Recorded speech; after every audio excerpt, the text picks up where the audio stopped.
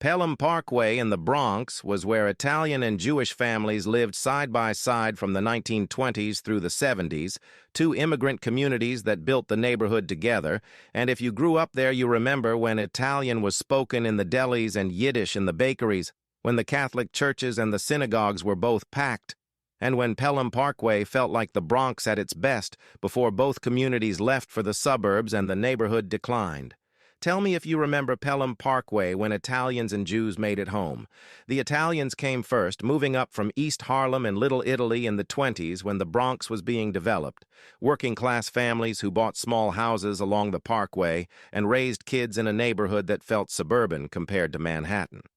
The Italian delis and bakeries on White Plains Road selling prosciutto and mozzarella and fresh bread, and the Italian social clubs where men gathered to play cards and speak Italian and maintain connections to Sicily and Naples. Our Lady of Solace Church, where Italian families went to Mass every Sunday and celebrated feast days with processions, and the Italian-American identity was strong and proud and centered around family and church and neighborhood. The Jews came in waves, too, mostly Ashkenazi Jews from Eastern Europe, and later Holocaust survivors looking to rebuild lives in America, and they settled around Pellham Parkway because the housing was affordable and the area felt safe for raising families. The Jewish delis and appetizing stores on Leidig Avenue and White Plains Road, selling bagels and lox and pickles and niches, and the synagogues like Pellham Parkway Jewish Center where the community gathered for Shabbat and high holidays. The two communities coexisted pretty well, Italians and Jews shopping at each other's stores, kids playing together in the parks, and a mutual respect that came from both being immigrant communities trying to make it in America.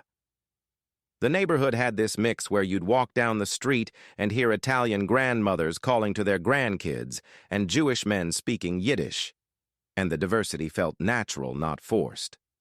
The Bronx in general was majority Jewish and Italian through the 50s and 60s, and Pellham Parkway was a prime example of that demographic middle-class families with stability and community and good schools.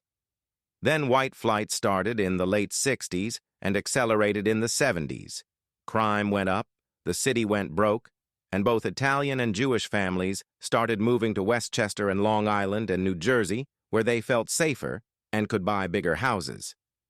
By the 80s, Pellham Parkway had completely